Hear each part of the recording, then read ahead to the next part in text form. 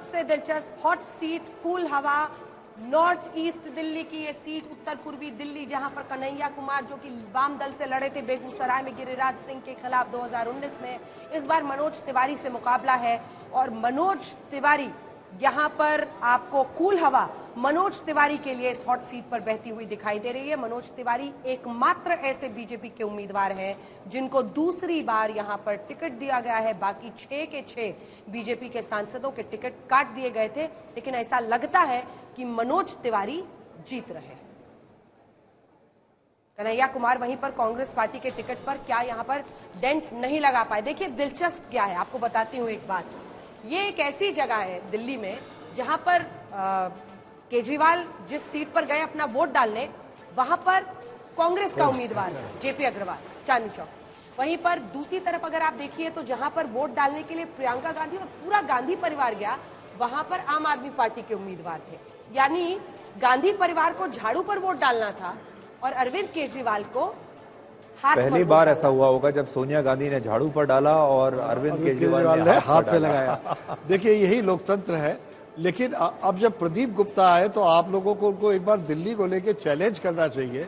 वो कॉन्फिडेंट रहते हैं, उनके हमेशा नतीजे काफी सटीक होते हैं, लेकिन मुझे लगता है एक बार आप लोगों को उनको दिल्ली में चैलेंज जरूर करना चाहिए ताकि वो लोगों को समझा सके कि आम आदमी पार्टी और कांग्रेस का जो गठबंधन था ये ताकतवर क्यों नहीं हुआ। कुछ देर में वो हमारे साथ आने वाले हैं और उनसे हम ये जरूर पूछेंगे कि आखिर कांग्रेस और आम आदमी पार्टी का वोट एक दूसरे से क्यों जुड़ता हुआ यहाँ नहीं दिखाई दे रहा है। लेकिन अब हमारा टेबल पिरामिड आ गया है आपके सामने और इस पर आप देख सकते हैं फिलहाल जो नंबर्स हैं उसके मुताबिक एनडीए 146 से 162 सीटों पर जाता हुआ दिखाई दे रहा है और इंडिया गठबंधन 71 से 86 सीटें, यानी अभी भी मामला दोनों के लिए बहुमत से बहुत दूर। इंडिया गठबंधन थोड़ा ज्यादा दूर है उनके लिए, अब ये सपने जैसा होता जा रहा है। और बीजेपी बहुत तेजी से, एनडीए जो है वो बहुत तेजी से हमको लगता है कि बहुमत की तरफ बढ़ रही है और उसकी बहुत अब रीच में अंजना दिखाई दे रहा है कि बहुमत उसकी रीच में है। सुधीर, दिल्ली लेकिन एक उदाहरण ऐसा बनेगा जहां पर ज्यादा डेंट ये विपक्षी गठबंधन वाला जो मामला था ना, इसी दिल्ली में रैलीज हुई। अगर यही अनुमान नतीजों में पर अंजना मैं ये और कहूंगा कि इस बार एक बहुत बड़ा फैसला ये भी होगा कि ये चुनाव सोशल मीडिया पर लड़ा जा रहा है या ये जमीन पर लड़ा जा रहा है। तो देखिए आम आदमी पार्टी जो है सोशल मीडिया के मामले में, यूट्यूब के मामले में, वीडियोस बनाने के मामले में, अरविंद केजरीवाल इमोशनल वीडियो बनाकर लोगों को रुला रहे हैं, आंसू निकाल दिए लोगों के। अरविंद केजरीवाल बड़े पॉलिटिकल भी, आप उनका पहला भाषण याद कीजिए जो उन्होंने दिया था कि मोदी जी रिटायर हो जाएंगे, योगी जी को हटा देंगे।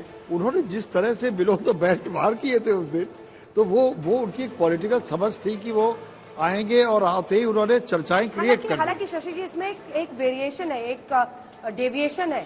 शुरू में उन्हें भी प्रधानमंत्री की लोकप्रियता का एहसास था और वो बचते थे प्रधानमंत्री पर कोई भी निजी टिप्पणी करने पर। लेकिन कहते हैं ना कि जब अपने ऊपर आती है, क्योंकि जब जेल जाने की नौबत और जेल में वो है, फिलहाल उनको 2 जून को वापस जेल में जाना है, तब जाकर शायद इस बात का उनको एहसास हुआ कि अब सीधी मेरी उनसे लड़ाई है। पीएम पर डायरेक्ट हमला करने लगे और पीएम के रिटायरमेंट की एज की बात उन्होंने कर दी। शायद मुझे लगता है अगर यही अनुमान, अभी इंतजार करना होगा, हम आपको फिर से कह दें ये आज तक एक्सेस माय इंडिया के अनुमान है, ये नतीजे नहीं है। अभी नतीजे 4 जून को आएंगे और नतीजे जो भी आएंगे वो सिर्फ आंखों पर, क्योंकि ये तो सिर्फ एक अनुमान होता है, एक साइंटिफिक तरीके से लोगों के बीच में जाकर एक एग्जिट पोल किया जाता है।